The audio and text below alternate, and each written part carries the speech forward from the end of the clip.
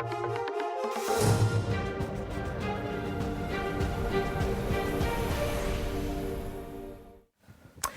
Western Cape Premier Alan Winde says that his province is likely to hit the 100,000 mark of infections in the coming weeks.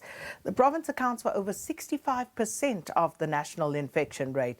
It has also recorded over 500 deaths, with a significant number of people in hospitals.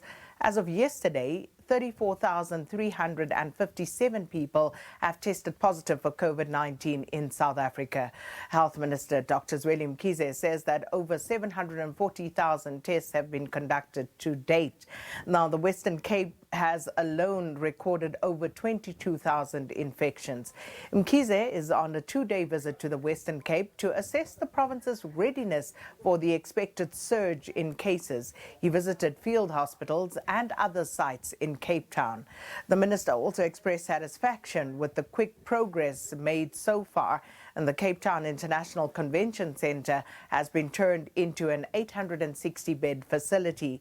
It will be the largest of 4 field hospitals, and severely ill patients will be hospitalized, while those with mild symptoms will self-isolate.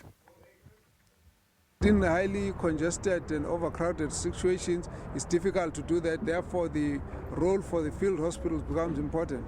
That means, therefore, that there will be people who will be asymptomatic, who will not be so sick, who will actually be taken to hospital, so that at the time at which they could still be causing infection, they will be away from their community. Breaking this into sub-district means that we want to make sure that each and every person who is positive in the locality can be accounted for in terms of being positive, in terms of being isolated, in terms of contacts being quarantined, and in terms of the time it takes for the person to be away from infecting the rest of the others. In addition, there's also going to be an effort to take those who might be at risk, vulnerable, and put them into quarantine where it's possible, so that you can actually reduce the risk of those who are positive, who can be exposed.